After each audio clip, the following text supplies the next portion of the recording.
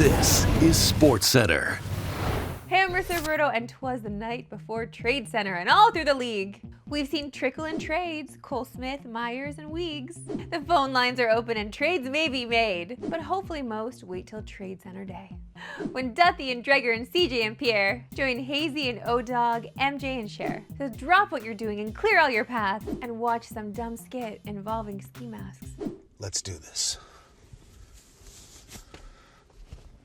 They have fun, eh? Now, in true Trade Center fashion, our stupid, nonsense, fun poem took up most of the segment. But isn't that what Trade Center is all about? We're tap dancing out here. But let's quickly refresh where Canadian teams stand. On the latest edition of the Trade Bait board, a whopping 19 of 50 players listed are from Canadian teams. Actually, let's cross one of those off right away, because Nicolas Roy just got traded to the Avs, with the 2027 top 10 protected first going back to Toronto, and a conditional fifth. Now, if that pick somehow falls in the top 10, then it converts to an unprotected 2028 first rounder, with Bobby McMann and his expiring $1.35 million contract being the most attractive piece on the board. And he was one of the three Maple Leafs to be held out of Wednesday's OT loss to the Devils. Joining Scott Laughton and OEL in the press box, the Canucks also have 6 players in the trade bait board. And after dealing Tyler Myers to the Stars yesterday, Connor Garland and Evander Kane remain potential hot commodities. The Flames only have 3 players listed in the top 50, but 2 of them are in the top 5, and all 3 of them are in the top 15, with Nazem Kadri and Blake Coleman still very available.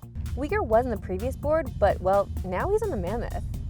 Now, the Winnipeg Jets will likely be selling, with Logan Stanley, Luke Schenn, and Gustav Nyquist being potential options for opportunistic playoff teams. So who will stay and who will go? Will the Oilers buy a goalie for the second time this season? Will the Sens or Habs be active in the buyer's market? All these questions will be answered tomorrow on Trade Center, which you can watch on TSN. Coverage begins at 8 a.m. Eastern, 5 a.m. Pacific. And you know we have a second screen experience. The BarDown boys will be live on YouTube. You can watch both at the same time. Breaking news, the Buffalo Bills have acquired receiver DJ Moore from the Bears. Buffalo will also receive a 5th-round pick, with a 2nd rounder going back to Chicago. This gives Josh Allen a much-needed weapon, and Moore reunites with Joe Brady, as the two worked together in Carolina in 2020, one of Moore's most productive seasons. This is the 3rd big NFL trade this week, as we get closer to the legal tampering period, which opens Monday. To the association and the Raptors trying to get that stink out from that Knicks loss, as they travel to Minnie tonight to take on the T-Wolves.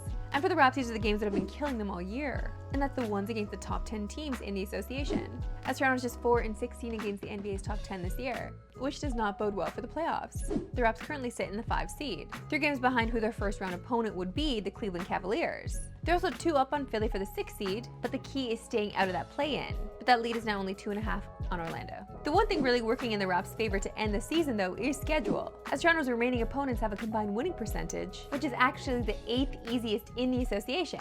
And good news on that front, though. The bottom 10 teams are who you want to play in the NBA right now, as the bottom 10 have combined to lose 44 straight games. So there's tanking, and then there's whatever that is, which is great for the Raps as they get some of those teams to close out the year. The Raps are 6-point dogs on the road tonight. Don't worry, we'll have Wesley Cheng later in the show to talk more about the game. As soon as you finish watching this show, you have to head to BarDown's YouTube immediately, because they really got creative with their latest vid. We know the BarDown team always pushes the limits, but this time they gathered some of hockey's most iconic and discontinued equipment and had an OHL draft pick use them in a game. But there's one catch. He wasn't even alive when any of this gear was released. We bought you a whole new set of stuff to wear tonight. Feel free. Oh my God, I'm gonna get hurt. We're slightly concerned about the size of his noggin. Oh, that fits though. Oh my God. These are fine. Look at loose. They're good. Look close at them. Wait, there's 3 fingers. Oh my God, are these the pants? Oh my God. They're pretty nasty, eh? Those are pretty gross. Those skates are sick. We didn't get you a wooden stick. We got you. That's sick. Do you know what this is? I think my dad had a blue bird. Oh my God, there's holes in it. It's the Reebok O stick. This came out in 2007. How old were you? 1. I have to go to the backhand because I can't use my forehand on the stick. Go! Yeah! First player in like probably 15 years to score a beer league goal with an O stick. Okay, so correction, then he was alive for when the stick was made, and then he scored an amazing goal with that very stick. Now, Jim Bear Gambling guy, Wes Cheng. Great to see you, Wes. Hey, great to see you, Marissa. Okay, Wes, we talked about it earlier. The Raps' struggles against the top 10 teams in the NBA continues. And tonight they have another one of those teams in the T-Wolves. How are you feeling about that spread? Those concerns against the top 10 teams for the Raptors, absolutely valid. Looking at the spread, I actually think it's very fair. I expect this to be a close game like it was in Toronto last month. These are two teams very similar. They're back-to-back in defensive rating. They both have an elite on-ball defender. The difference to me comes down to two main points.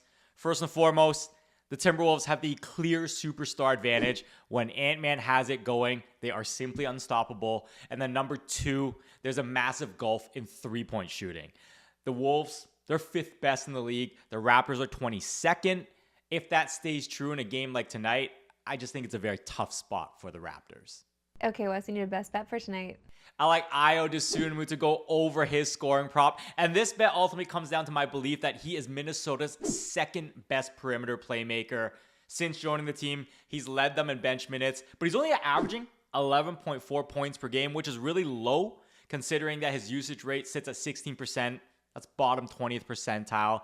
The Raptors have a tendency to overhelp on opposing superstars. This is where Dosunmu would come in. And if you look at the track record of late, a lot of secondary playmakers have gone off. Landry Shamet, Jaden Hardy, Dylan Harper. They've all gone above the scoring averages. I think Dosunmu has a chance to do the same. Wes Cheng, a pleasure as always. Hey, thanks for having me. That's it for us today. We'll see you back here tomorrow with Eastern, no Pacific, while the dust settles on Trade Center Day. Let's go. See you then.